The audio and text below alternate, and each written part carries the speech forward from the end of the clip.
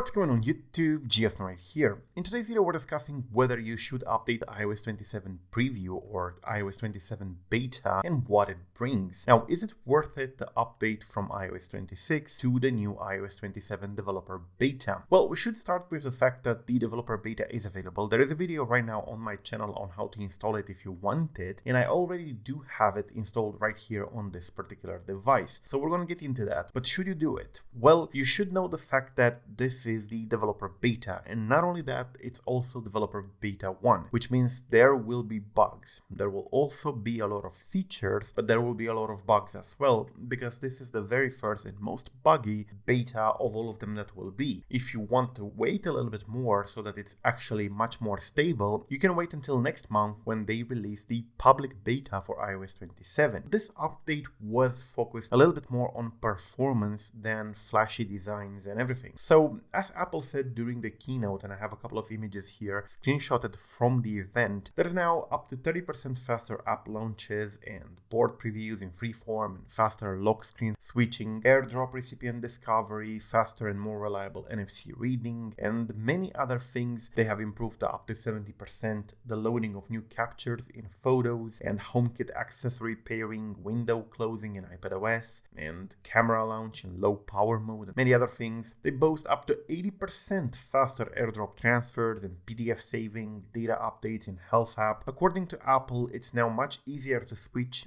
between the mobile network and Wi-Fi. They also talk a lot about the AI assistant, but it's important to keep in mind that the AI assistant, the Siri AI, will not have full support in Europe at the moment because of various regulatory issues. Same in China. There are some issues right now with the legislation around AI at the moment, so Apple couldn't get the Apple Intelligence plus the new Siri to be available in Europe as well. So for now there will be some limitations depending on where you are, and the Siri AI is actually one of the biggest parts of this update. That's what the focus kind of was. Siri AI, child privacy, but also the performance improvements over here that I was talking about. It seems to have been a very performance intensive update from Apple's side. Now, they also did change the design a little bit, and it's important to mention now that you can finally tweak the glass UI, the transparency of the glass elements and so on. They improved a lot the search and its indexing features, but I think the biggest feature you will find on this iOS 27 beta if you update is the fact that you can now go ahead and customize the appearance over here, and there is the liquid glass. You tap on it and now there is a full slider like this one, which allows you to customize how clear or how frosted you want the glass UI. So if I set it like this is going to be the maximum. This is how it looks like. I'm going to make it white so that you can see better. This is what you get with the maximum tint, and then if you make it the clearest, it's going to be something like this,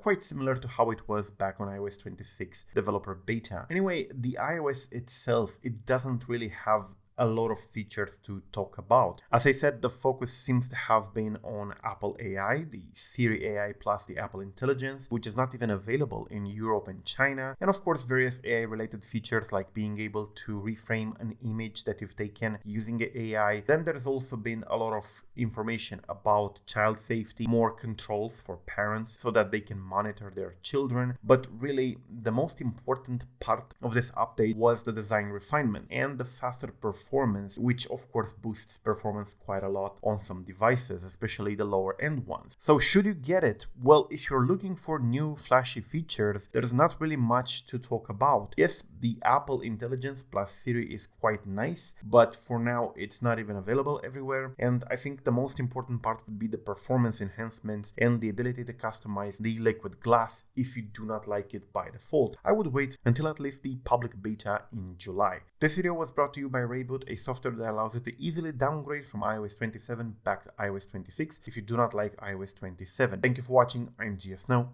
Peace out.